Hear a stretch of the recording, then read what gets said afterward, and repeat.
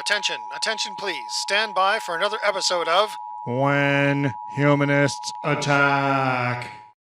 Well, here we are, and the humanists are on the attack again with love in our hearts. I don't know about yours, and in resistance to the whirlwind headwinds, we are here. When Humanists Attack is a project of a 501c3 type NGO called The Humanist Being out of the state of Vermont.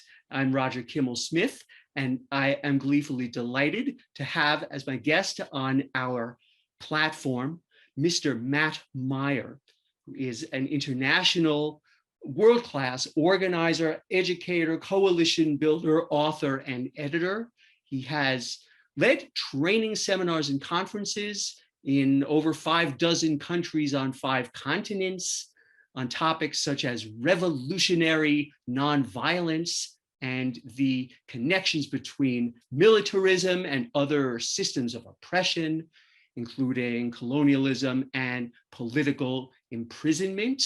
Matt is currently the Secretary General of the International Peace Research Association, which is an elected position. He has also served in recent years as national co-chair of the Fellowship of Reconciliation, which is the oldest interfaith peace and justice group in the history of the United States of America. And in earlier years, he was national chair of the War Resisters League and is still involved with war resisters at the international level as coordinator of its Africa Support Network. And Mr. Meyer is also senior research scholar of resistance studies at the University of Massachusetts at Amherst. And he has a prolific presence in print with many collaborative works starting in the year 2000 with his first book, Guns and Gandhi in Africa, which he co-wrote with a key mentor of his, Bill Sutherland. More recently, he's written the pamphlet-sized book, White Lives Matter Most and Other Little White Lies. And look for me in the whirlwind from the Panther 21 to 21st Century Revolutions. That book has contributions in it from a dozen or more former Black Panther activists, many of whom were or still are imprisoned. And he has other titles, including one about the movements of movements, in which he has an essay, Rethinking Our Dance, which inspired the title for talking with him. Welcome, Matt. Hello, how are you?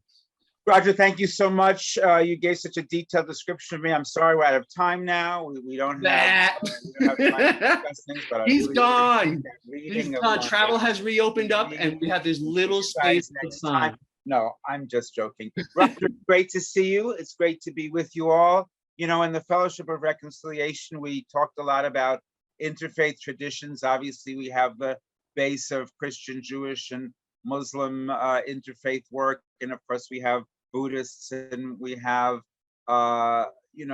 Hindus and many others. It's nice to be talking to secular humanists once in a while, and we appreciate being in this space. Yeah, absolutely. You know, I suspect we'll get back to stuff as we talk about anything going on, past or present, to humanist type issues. But here, let me just throw out a question. It's been a little more than a year now since the killing of George Floyd and Breonna Taylor and many other names we could say. And I think I detect a shift taking place, or an advance that seems to have been made in part by movements in like opening up some awareness of what the United States of America is really about, what its history really is, and that, and that seems to be why the right is making all sorts of reactionary noise against the increasingly common, increasingly bold visions of how racial oppression has structured all of our institutions since 1619. And this seems like an encouraging trend. And I wonder whether you see it this way and what you think it makes possible in the next in the next period.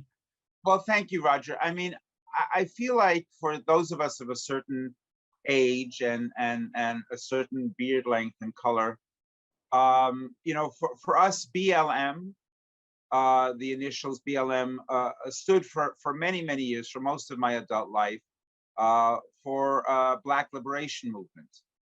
And so Black Lives Matter and the movement for Black Lives, which of course predate George Floyd by some years, but are still part of the modern era, if you will, certainly have made and continue to make important contributions over this last year and beyond.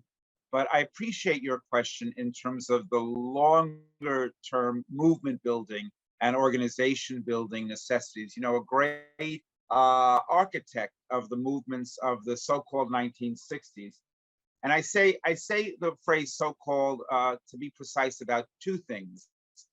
For many of us now talking about the long 1960s, we realize that what is often referred to or thought back on as the 1960s started around 1953, 1954, and ended around 1976, 77. So we say so-called 1960s, but the other so-called We grab whatever pieces of that stuff we want to, and we're looking at movement trajectories, right? Which go beyond an individual campaign or project or moment or even organization. And then the other so-called is so-called civil rights, because civil rights and the civil rights movement was, of course, a phrase that really the white establishment, academics and otherwise, grafted onto a movement that never really called itself that until much, much later. So what historian and activist and really genius Vincent Harding talked about the Southern-based Black-led U.S. freedom movements of that period. One of the great architects of that movement, Stokely Carmichael, Kwame Ture, said there are three things you really need to do and learn from that period: organize, organize, organize. And he really said, whether it's in a radical Pan-Africanist organization, whether it's in a local church organization, whether it's in a secular humanist organization, when it's a mixed black and white or majority or all black nationalist formation or a white formation, whatever organization you choose to build, without the building of organization, we are going to get nowhere. So I think that is a lesson as prescient today, 2021, 2022, as it was back in those days. And I think when you talk about the last year, Roger, yes, we've seen many organizations and some projects and many, many, many demonstrations of substantial magnitude come up. That doesn't by itself make it a campaign. It doesn't by itself make it a movement. But we see the budding of possibilities, the opening of possibilities for greater justice, for, I don't even want to say greater democracy, because that suggests we have some already, but the idea of looking at democracy and human rights within the context of the US, looking at the US within an international context, has in some ways broadened in the last year, as people have locked down and been confined to their spaces physically by a pandemic that could have been avoided, by a police killing that was foreshadowed by hundreds of years of police killings and state violence, especially against people of African descent. And so in the wake of this year, this 18 months, and this incredible outpouring of street action and demonstration and uprisings, and I hate to call what happened in January by the right a neo-fascist insurrection. It's too, in some ways, it's too sexy. It's too positive a word for a day of destruction. But really, the insurrectionary movements of last summer. I would interject to say, I wish that word would be used more and connected to, it being in that clause of the 14th Amendment, so that we could start having a conversation about whether the people who, are elected and are connected to this event are fit to serve. I want to be really careful because I don't want to fit into the too easy space of taking opportunities opportunistically and say, well, Roger, I have a book coming out. But it turns out a dear longstanding friend and comrade of mine from the Black Liberation Movement, Wendy Marshall, and I do have a book coming out October 2021 called Insurrectionary Uprisings. So we are trying to reclaim that phrase very specifically. It's Daraja, D-A-R-A-J-A, Daraja Press, Insurrectionary Uprisings, a reader in revolutionary nonviolence and decolonization. But I did cut you off midstream. So. No, it's fine. The fact of the matter is, that this period, this key period of a certain amount of burgeoning demonstrations, uprisings, and the beginning, I would say the beginnings of potential movement building is an exciting time. It's certainly an exciting time for folks in the Black and Brown, people of color communities, where there seems to be a new generation of focus, attention, maybe even hope. At least a sense that action and organization is necessary. And though it may not result in anything big and broad, there is no alternative but to fight for rights and for power and for justice. I wonder whether you see the the struggle that's being joined, it seems, on voting rights now. That stage is being set for something very large. I mean, this is the core of it, or is it only sort of in the margins of it? Well, I think I was going to say before even getting to that, I think it's a different reality for white America. Yeah. And I think what January 2021 and what the echoes of Trump and Trumpism, and I think Trump is just one man and not the most dangerous, actually. I think we have greater dangers to come in right-wing populism and neo-fascism. But I think, what it means for white America, what all of this means for white America, for white people in America, is something substantively different. Yes, I think there's an opportunity. There's an opportunity for whites who want to stand in solidarity, who want to be more than just allies, who want to understand that we must be co-conspirators, we must be agitators, we must be radicals and revolutionaries under the leadership of Black movements and Black people. I think it's also true, a dear sister also from that period, Ruby Sales, has written and spoken about how, all this makes sense if you understand that the reaction, that the movements of the right are simply about protecting the possibility of lost power in a system and in a country that's always been based on white supremacy. And so if one understands America not as this democracy that's had bumps along the way, but as a white supremacist patriarchal space that has always looked towards the stealing of indigenous people's land, the slave labor, etc., then we understand that defense of white supremacy is simply being ramped up on another level. And therefore, the role of white radicals or white solidarity activists or whites against white supremacy in this particular moment has got to be to intensify a full range of decolonial radical manifestations about what solidarity means today and tomorrow. So does voting rights have a piece of that? Yes, of course, but it's one piece. It's one piece. It's not the piece. It's an important piece when you have the Supreme Court and the legislature all buckling down to say, oh, no. You thought there was democracy here, look the other way. Yes, of course it's an important piece, but it's definitely not the only piece. And it is only going to be changed through movement, not through the passing of a particular law or one particular good Supreme or bad Supreme Court case. It's got to be done through movement. Well, right, and I guess insofar as that's true, then the movements that form and the causes, around which they galvanize and the objectives to which they point are what set the table. That sounds like what I'm hearing you say, and so we may not really know what the real front of the next few years is, or fronts are likely to be. We won't, but that's to be a good movement builder and to be a good organizer, and even to be a good historian, especially, is not to try to predict the future, but to prepare for it.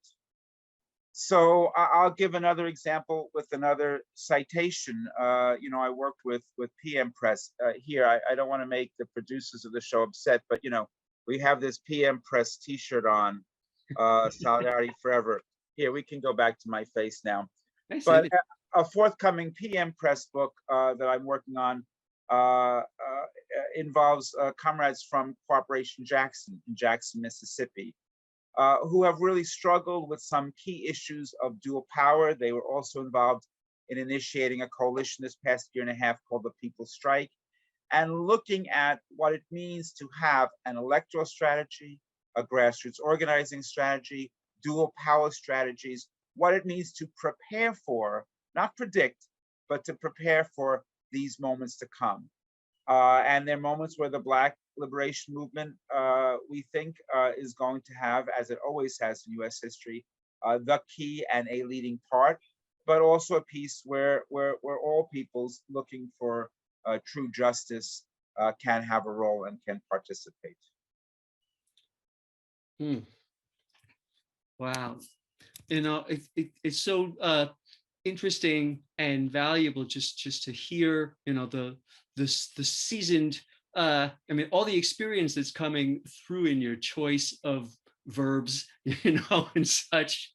Let me change tack, and I'd like to ask people questions about, how a person becomes Matt Meyer. I'd like to hear you talk about, stuff from the early chapters of your life, or, what you think were the key seeds of the person you became, and how they got sown, and how you learned these dance steps. Yeah, these dance steps indeed. And I never was a great dancer. I was always nervous as a young man with these Emma Goldman quotes: if I can't dance, I don't want to be part of your revolution. It's like, I'm not a very good dancer, but I really want to be part of your revolution.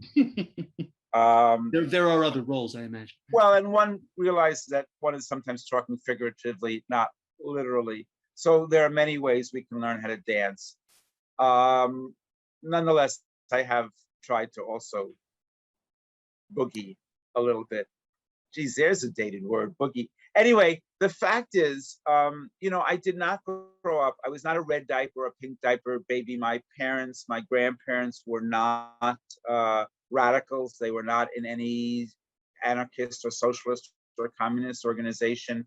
My dad, I was born and raised in Brooklyn, as were my parents, as were half of my grandparents, the other coming over from Eastern Europe, fleeing, Tsarist oppression in Russia and its tributaries. And the fact is, there was this sense about wanting to be American, but also wanting to be somewhat faithful to cultural roots. And of course, what that meant for people who were primarily Jewish and Italian was becoming white. And so very subconsciously, people who weren't necessarily so very white, a century earlier, became American by becoming white in the early part of the 20th century. I was born and raised in the early 1960s. My parents were, again, not organizers or activists, but my dad was part of the early teachers union movement.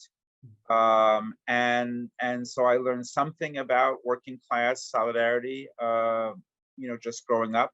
And then more significant than that, I like to say that they were natural born pacifists. So watching the late 60s, the colored TV in front of my screen as a 5 and 6 and 7-year-old, as body bags were coming back from Vietnam and Southeast Asia. And my parents were just saying, oh, war, wrong, something bad, something wrong. And so in 1979, as a high school senior, when then President Jimmy Carter, who knew was going to be like the most radical president of our lifetime, but when he put out this idea that reinstating registration for the draft would be a way of showing the Soviet Union that we too are going to get tough on, preparedness for war, As a 17-year-old facing registration, I checked it out. I was the deputy editor of my high school student newspaper here in Brooklyn. And we did a survey and we did investigations of groups working against the draft and all that. And ultimately, I learned through those investigations about the anti-draft and anti-war and anti-registration movement. I did my first little drops of student organizing as a high school student. And the story goes, the summer after high school graduation, my high school sweetheart, who was the editor of the student newspaper, dumped me the day before graduation. But don't get too sad. Don't get too sad. We're still friends, by the way, decades later to this day. But recovering from that grief, that trauma, I plunged into that movement I had just begun learning about months prior. And that particular summer, it happened that the Democratic National Convention was happening in New York City, in my town, my little town, at Madison Square Garden. Mm-hmm. And not having anything in my life to look forward to or be happy about, I plunged myself into whatever was happening around the convention. Found got your love. Yes, my new love. What became my new love, and I ended up petitioning for a 4-star mother, a woman whose husband and children were killed in Vietnam. I remember her name to this day, Patricia Simon, be nominated for vice president, not because we thought she was going to get an actual vice presidential nod, but so that she could give a speech on the floor of the Democratic Convention speaking against registration and the draft. We were successful. She gave the speech, and as a little thank you, a bunch of us young upstarts were given press passes to go inside the convention on the last night. So I had this nosebleed seat way up at the top of the convention, but I was live in Madison Square Garden when the sitting president of the United States, down at the bottom, gave his acceptance speech, Jimmy Carter, for the nomination to run for a second term for presidency. And in his speech mentions registration for the draft, and a little group of us united in a small cacophony, nonetheless heard live on national TV, booing Jimmy Carter at that moment. So from non-activism to booing the president of the United States live on national television in a week seemed like a good beginning to political activism. I figured, what could we do in 2 weeks? And so I've stayed with it.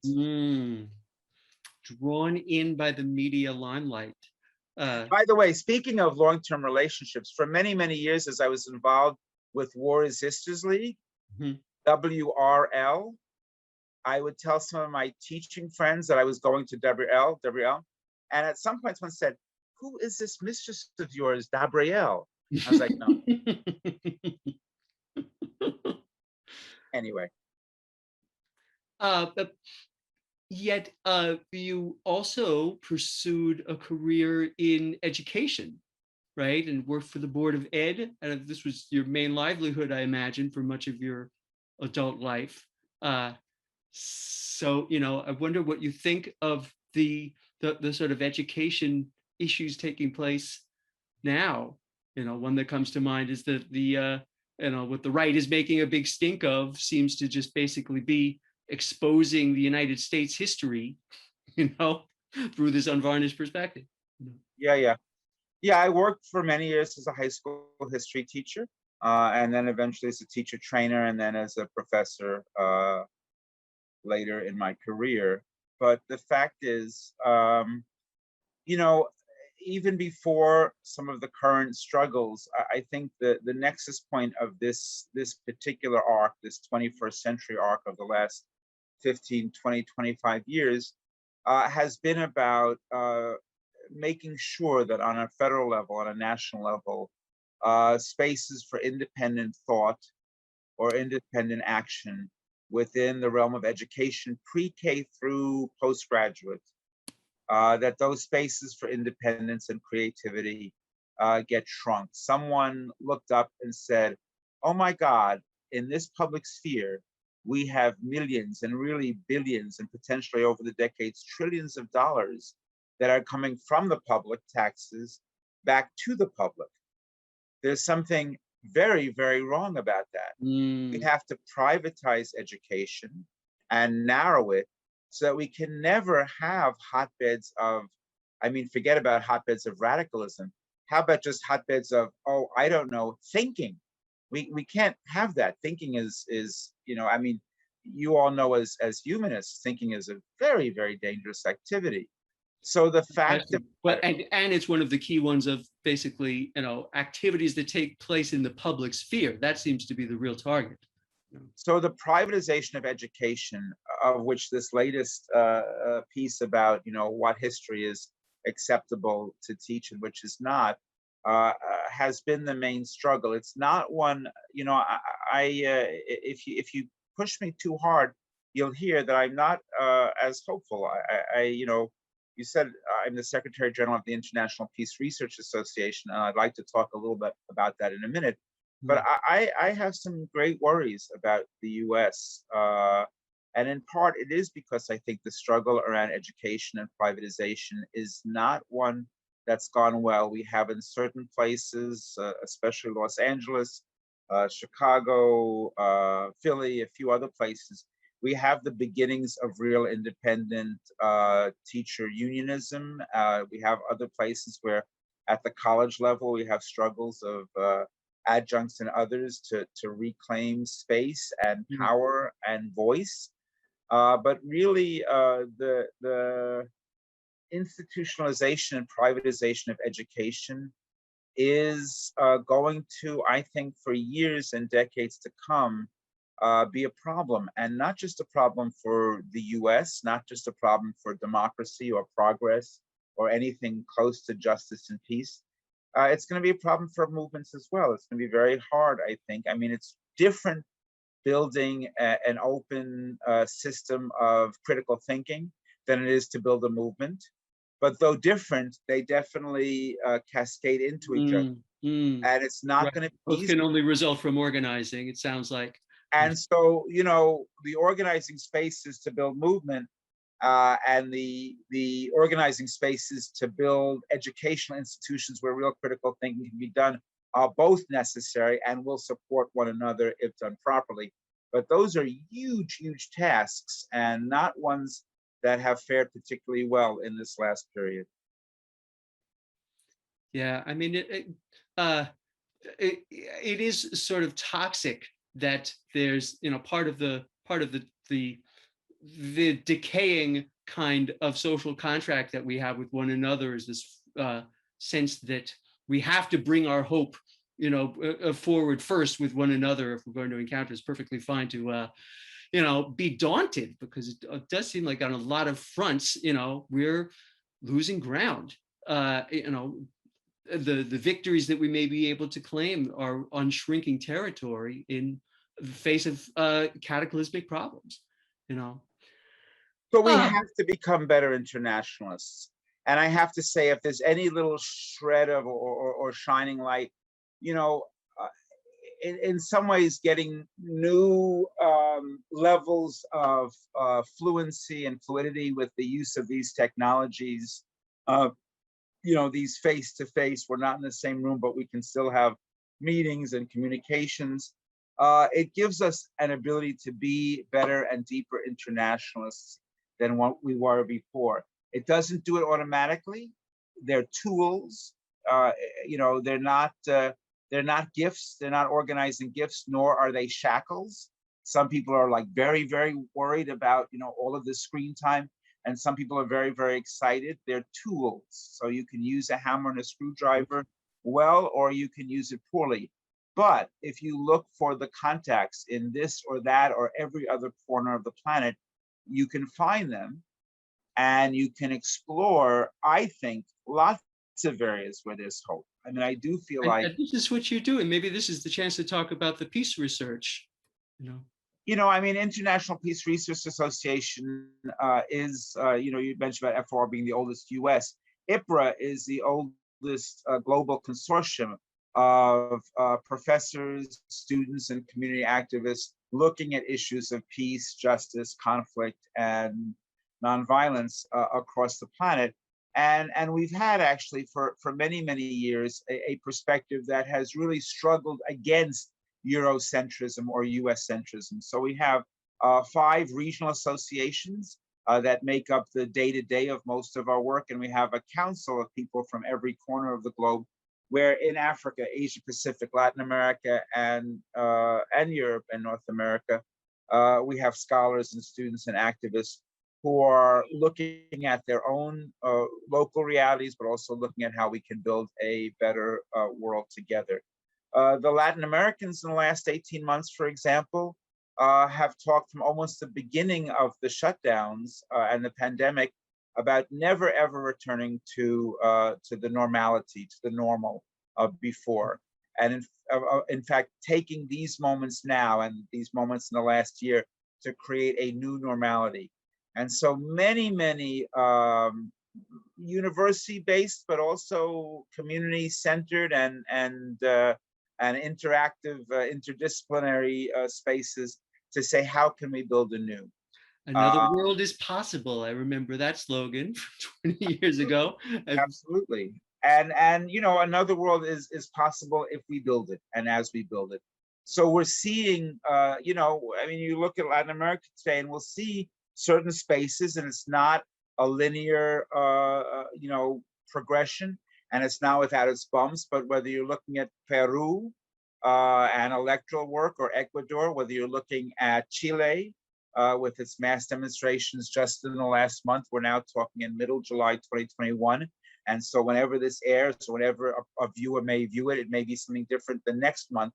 But the fact of the matter is, we're seeing many, many spaces throughout the Americas undergoing all kinds of significant shifts, uprisings, and struggles. Yeah. I think if I'm hearing you right, it sounds like you mean this sort of you know, more tidal underneath whatever may be happening electorally, you know, pink tide or reversal thereof. Oh, yes. I mean, I think, well, there are parts of it that are electoral and parts of it that are not. I mean, I think it's fascinating that El Salvador, not a particular radical move, but nonetheless an innovative one, said they're going to make their national economy based on Bitcoin. So, you know, you're having all of these things. They should come upstate and see what's involved in mining it. The fact of the matter is, what we're talking about is looking at new visions and versions of what normality needs to be in the coming period. And again, they're not all going to be, you know, Marxist or, you know, anarchist, or, you know, some of them may even have their capitalist reverberations. And a disaster capitalist, it sounds like, is what we're up against. That's the opportunity crisis thing. So we're talking about disaster anarchism. Well, I think, you know, the disaster is already here. So the question is how to build something that's going to be more effective for the majority of the people, you know, and what the people means is different in different places, and how a group defines it. But there is, I think, in many places, especially in Africa, Latin America, Asia Pacific, and the global South, so-called, many places where some of this creative thinking is happening at an intensified pace. And frankly, I'm involved through resistance studies, which you mentioned, and through International Peace Research Association. I'm involved with an extraordinarily exciting group of people who are in some ways the most under the gun, people who are still colonized by one superpower or another, and who in their direct colonial realities are looking at alternatives. And in looking at and building alternatives, they're already looking past the dichotomies of our own shackled, you know, I like to say, our grandfathers' battles. So past Malcolm versus Martin, no, it's not about nonviolence versus armed struggle. It's about looking at creative diversities of strategies and tactics towards a new definition of revolution and solidarity and decolonization. And so, yes, there's this grouping of people from West Papua, Western Sahara, Puerto Rico, and Palestine, from Tibet and Kashmir and Amazonia in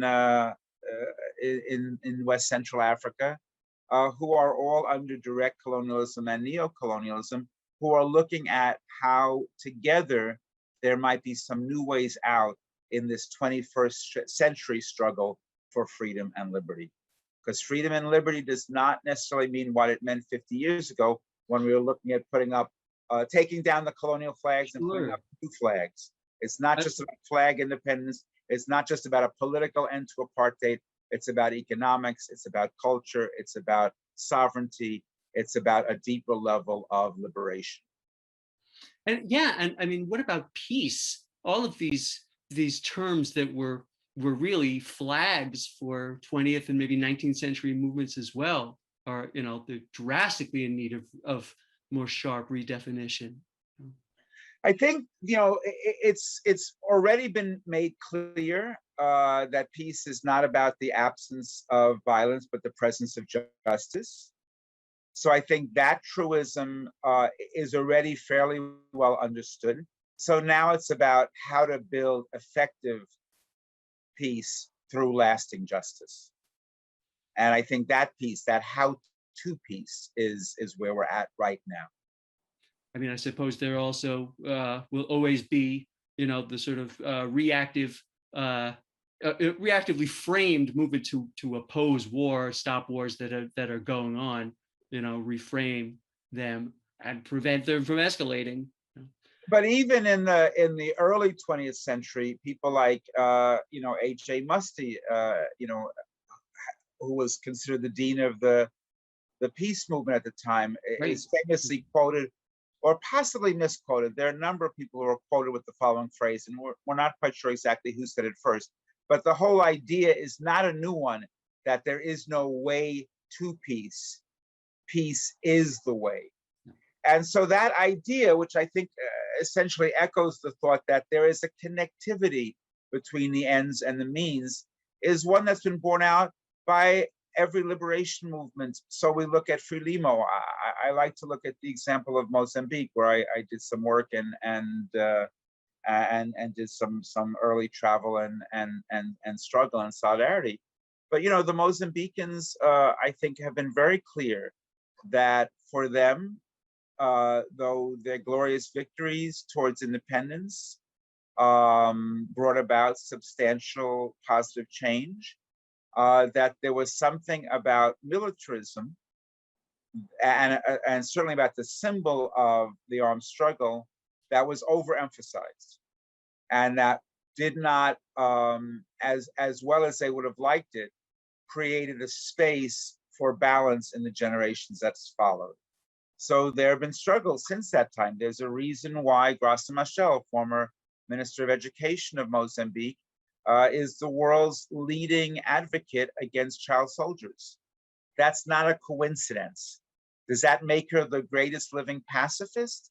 No.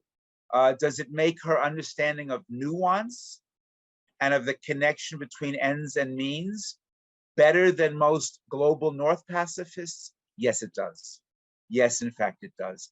And so I think we have to look beyond our oversimplified and mythological versions of who was Gandhi or what was Martin Luther King, and understand that we have as many lessons to learn from Frelimo in Mozambique or from other liberation movements to the South as we do from the iconized leaders of early 20th century nonviolence. Mm. So you, you know, you have, and you're part of and fluent in the language of this rich network of, you know, people in struggle around the world. What are ways that you find, you know, to contribute, to intervene, you know, to make a difference in this dance? Oh, that is a very good and complicated question, Roger. Yes, that's a very good question. I mean, I have to say that, you know, my experiences, which are privileged ones, have placed me in positions where I've learned from, so many, I talk about the Mozambicans or the Zapatistas or whomever, folks in the Black liberation movement here in the US, like my comrade Wendy Marshall and so many, many others. But the fact is, solidarity, and as much as we look to redefine nonviolence or redefine revolution, redefining solidarity, to reach new levels of what that means, beyond simply being a good listener, or struggling against racism. It's about the full eradication of white supremacy and patriarchy and all forms of oppression, which is not to say the eradication of white men. So how to Although we could claim pink identity. I mean, the fact of the matter is, I think there's a tightrope here that is especially complicated in the US, and complicated in my own life. So the fact is, one important piece is we make mistakes. The only for sure way of not making mistakes is by making the largest mistake of all, which is to remain inactive. If you do nothing, you'll never be criticized. You'll also go down in history as having done nothing. Very tempting option in a world of a lot of taking offense and cancel culture. Yes, it's tempting. It's tempting if you want to sit your life on the sideline, and not look to play a role for justice. And look, one of the biggest privileges of whiteness in the US is to go home and not think about the fact that maybe if you have a kid, your kid could be murdered, by police for having their hands in their pockets or for having their hoodie over their head a little bit too low. You can think for a night about not thinking about that. So the fact is, if you want to live in those privileges, and they're also, that's just race, not even talking about economic or gendered privileges, then yes, you can live that way. I think it's a much better life to live taking the risk of being criticized for making mistakes, while at the same time fighting for justice.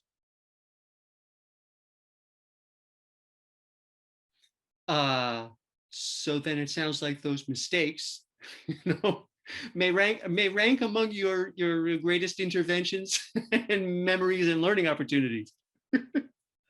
Do you have one in mind as you're giving us this? I mean, or are you just ducking this question that I admit was a hard one? I'm sorry, your producer says we're out of time. No, the fact is, you mentioned my pamphlet-sized book, White Lives Matter Most. The fact is, my publishers at PM Press say it's the only book I've ever put together that's saleable because it's not like 800 pages.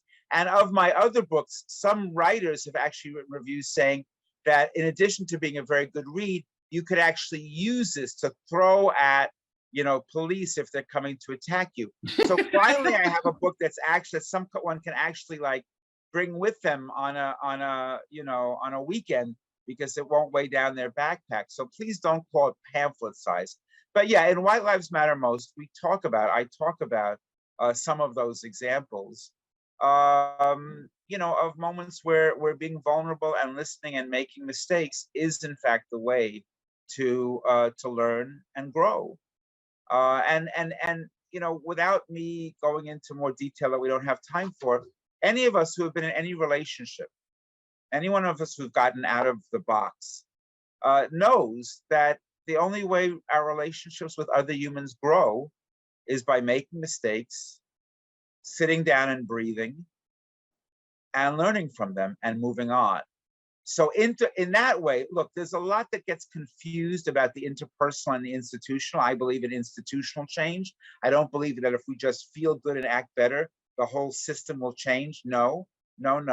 We have to revolution from within.